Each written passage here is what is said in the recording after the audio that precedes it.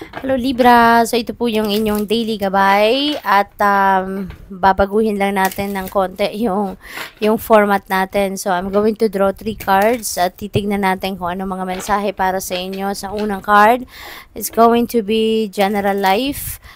Pangalawa is money, career, and finances. And sa pangatlong card, that is a message for you sa inyong relationship, usaping pag-ibig, puso, ganon.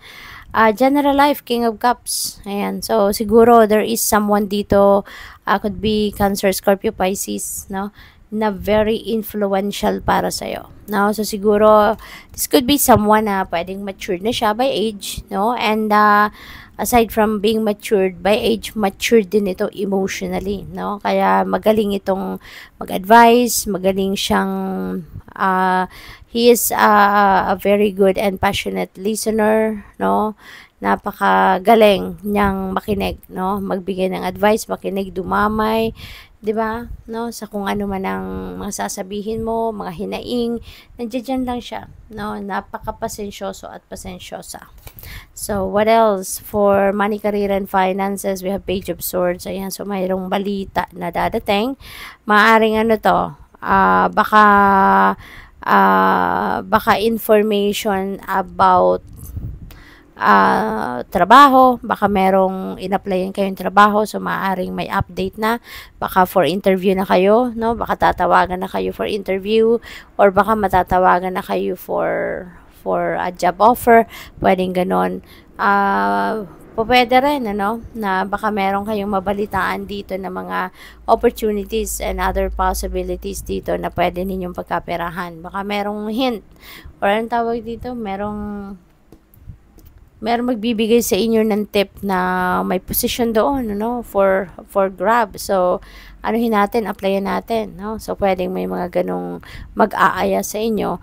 Possible din, ang iba sa inyo dito mag-aaral, Pwedeng ang iba sa inyo is going to enhance your talents, your skills, your gifts, pwede ritong merong nag-online course, para or mag-a-attend ng trainings, ang iba sa inyo siguro workshops, mga ganon, para mas ma-hone ninyo, mas mahasa pa ninyo yung mas mahasa pa yung galing ninyo, yung mga talento ninyo, skills and gifts ninyo. So, pwedeng mga ganon ang ganap.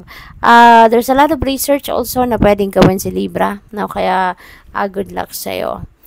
We have Tower. Wow. So, meron ditong bigla ang pagbabago na mangyayari pagdating sa inyong relationship, maaari na kung ay ba sa inyo, meron ng karelasyon sa ngayon, baka magkakaroon ng malakihang pagbabago.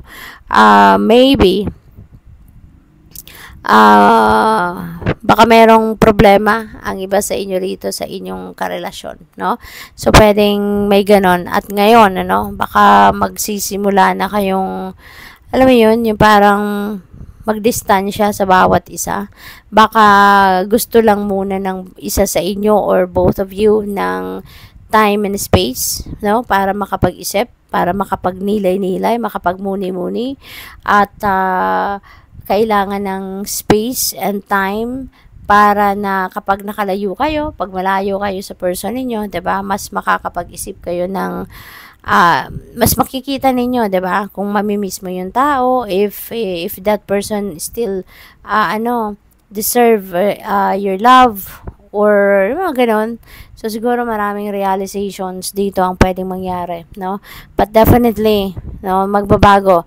Baka meron ditong maghihiwalay, parang ganon. It could be temporary, para lang na makapag-isip-isip, or pwedeng totally, talaga maghihiwalay na. Kasi baka meron ng matagal na pag-aaway na nangyayari, matagal nang pinag-iisipan siguro ng iba sa inyo na makipag-divorce or mag-annulment, yung ganon. Final message ni Libra, kuha tayo ng isang trinket dito. We have, wow, so you are definitely navigating a different path, Libra. Yung helm ito ng barko, kumbaga sa sasakyan, ito yung manibela. Kaya, this is about navigation, taking a new direction, yung mga ganon. Kaya, possible na ang iba sa inyo dito, yung new direction na tatahakin ninyo could be related to this tower energy.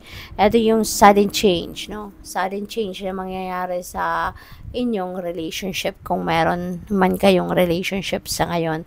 So, that could be something na yun ang pag-iisipan ninyo, no?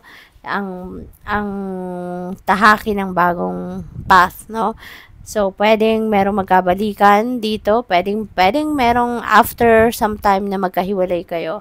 Baka yun marirealize niyo, mapapag-isip-isip ninyo if you still deserve the person, no? Or kung handa ka pa rin magbigay ng bagong pagkakataon sa inyong relationship, no? So, pwedeng meron ditong magkabalikan after some time na nagkahiwalay, or pwedeng merong iba sa inyo talagang na hindi na isasaram na yung pinto para sa pagmamahalan, no, ng ninyong dalawa. So, pwedeng may ganun dito. But, yeah, general reading ito. This is collective reading. So, just take as it resonates, okay? So, good luck. Thank you for watching. Love and light. Namaste.